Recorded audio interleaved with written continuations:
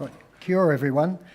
Just before I start, we touched on earlier, and I've picked up a range of little snippets from all the speakers previously. We talked about Generation X. Well, I'm a baby boomer. When I started going out with my partner, we didn't even have cell phones, so this could be a bit of a challenge for me, so you will have to bear with me.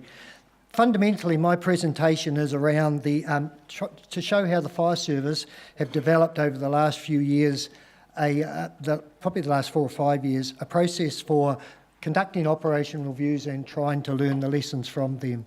I don't say we've got it right, but we're showing some really good headway, and through some of that, we are able to share I'm going to show you a snippet from, and you'll have to bear with me because I want to skip through the video, but just show you aspects of what we do, because the video would take more than 15 minutes alone, but it will just indicate where things are.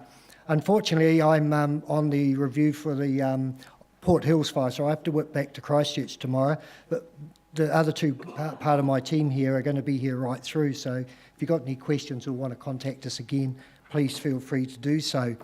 The video is also, it's about a fire we had about 3 years ago where a firefighter got quite badly burned, and it became a watershed for us in terms of we can't keep doing what we're doing. What we want to do is make sure everybody in our organisation goes home safe at the end of the day. And unfortunately, we'd got to a position where we'd probably got to a very low point. Prior to this video I'm going to show you, we had a fire in Auckland called the La Hood Fire, where a firefighter came within probably 30 seconds of dying in this fire through loss of air. And again, when they did the operational review, we just didn't learn the lessons from it because there was a lot of union unrest about how the review was conducted. So from that time onwards, me and my team conduct all the operational reviews across the country. We've got a team of people to help us because sometimes we can't keep up. But this keeps independence and allows us to make sure we stay on track. Now, just before I start, one other thing, the fire service as it exists ceased to exist on the 1st of July and becomes Fire and Emergency in New Zealand.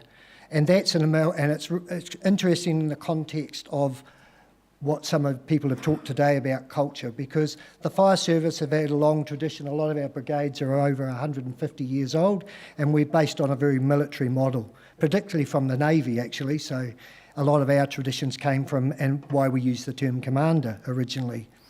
But we're going to amalgamate the urban and the rural fire service who have a completely different culture. And the man that's going to lead that for us is someone you'll know well. Rhys Jones has just been appointed as our new chief exec, takes up his role on the 1st of July. So he's going to have a pretty interesting 3 years, I would say, as we move forward. The thing I would say about though, it's a great change, and it's something I think is very positive for our country and how we conduct our fire service. So I'll get into it.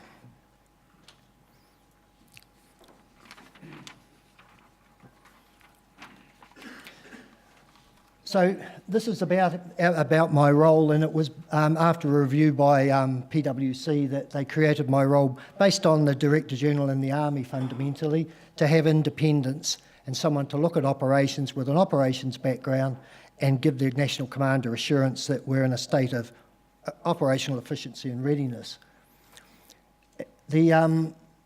What we had done, fortunately last year, we made contact with Kirsty and her team, Jason, and we've formed a relationship with them, the police and ourselves to share ideas and see how we can progress lessons learned for the future, which is probably one of the reasons I got an opportunity to present here today.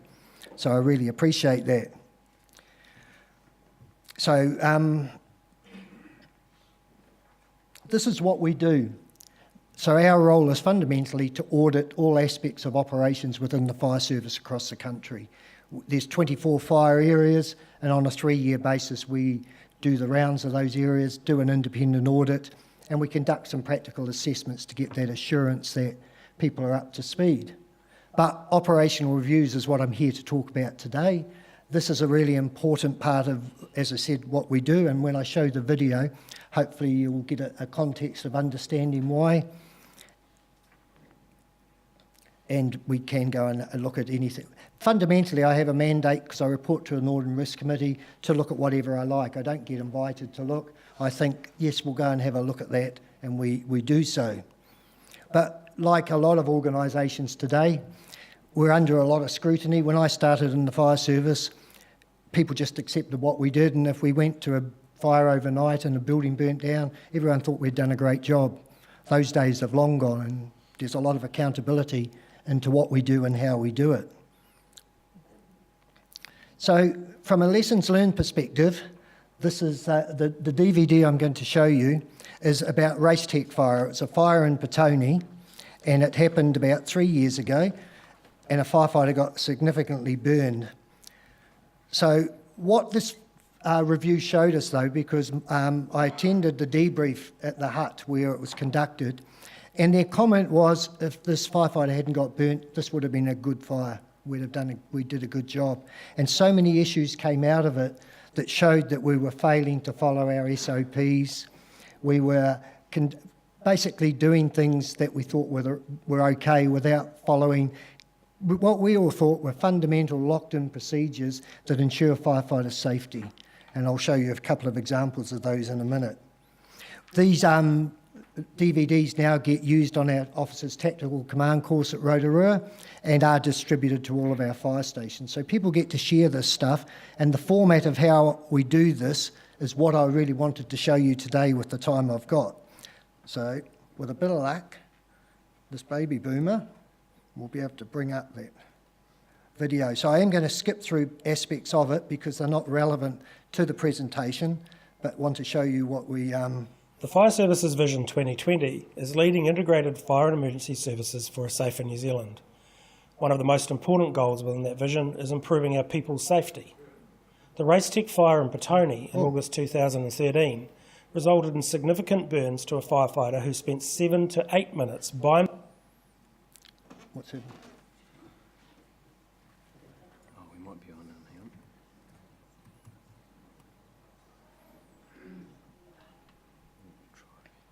See, I knew this baby boomer would struggle. ...himself in a building with no one aware that he was That's missing. it, thank you. Subsequent reviews by the Fire Service and others showed that some of the procedures designed to protect our staff were not followed fully at this particular incident. Our career and volunteer firefighters do everything possible to protect life and property from the consequences of fire and other emergencies, and you are highly committed to the work that you do in serving the public. We are working closely with the NZFS. So now All information contained in this case study has been taken from evidence gathered by relevant investigation teams and their subsequent reports. New Zealand Fire Service Operational Review, New Zealand Fire Service Level 2 Accident Investigation. As you go through this presentation, think about the following. What could you have done differently before, during, and after this incident? You also need to consider what was done well. There will be pauses during this presentation to allow you to stop and think about these questions in regard to specific actions that were taken on the day. The focus is always on what, not who.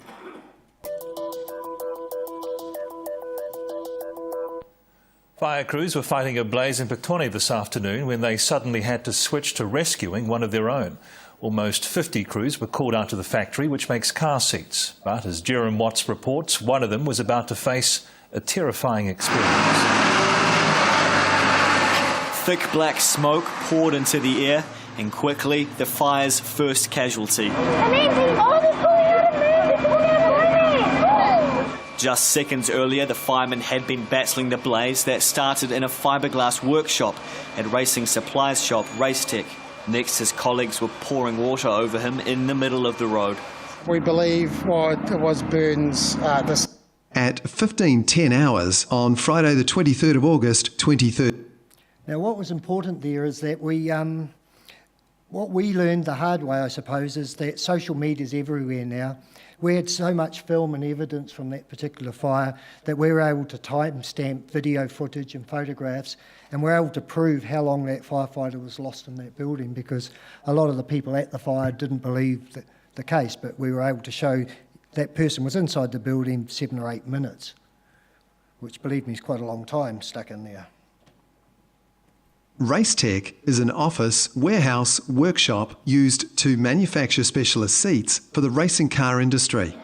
They also import and distribute other specialist products in manufacturing racing cars. The building fronts onto Hutt Road, Petone. It has a 16-metre frontage and is 50 metres deep. It is a single-storey factory construction. The building construction is slab foundation. And again, what I'm highlighting here is our ability to be able to reconstruct the scene, and I honestly believe that the people that have been doing this work are people within our national headquarters. They're actually young graduates that had studied some of this technology, were looking for jobs. We happened to find them and are able to, for a while there, we were contracting this guy for about $25 an hour just to reconstruct some of the scene for us using Google Earth, building plans, whatever it is. We can actually now produce a 3D image. We did it recently for a fire in Takapuna Towers, I think the year before last. So when we go to a debrief, we've got an actual 3D animation of the building. The technology's there now to even walk inside it. But the key for us was to be able to show exactly what happened based on the facts that we're able to derive from the review. The mezzanine level floors are constructed of timber-based particle board with timber-framed walls with gypsum board lining and aluminium joinery. The mezzanine floor at the front of the building was mainly used for offices and a lunchroom. The mezzanine floor at the rear of the building above the production bay was used for storage. At some point in the past, during maintenance, a new roof was built. The building had a total floor area of 790 square metres. This type of building and its usage is not unique and is common throughout New Zealand. A 111, whilst responding to the call, the officer in charge of the first appliance could see in the distance large volumes of smoke and transmitted a priority message stating, the first appliance arrived at 15:15. Now this is where we start using the animation and are able to reconstruct exactly what happened without, and it helps us because our people have been incredibly willing to be honest with us. And one of the points I'd make with all of us that engaged in this sort of work and trying to learn lessons, and we thought we were going to be prosecuted by the Department of Labour just before WorkSafe came in. And even in recent times, my colleague Daryl did a review of a silo rescue down near Gove. And the brigade actually saved this guy's life, but the Department of Labour, WorkSafe decided they were going to prosecute the fire service and we weren't even sure why, but it got quite a long way. We had to engage lawyers, protect the brigade. Our volunteers are going, why are we doing this if we're going to be at risk and our livelihoods and our families are going to be at risk?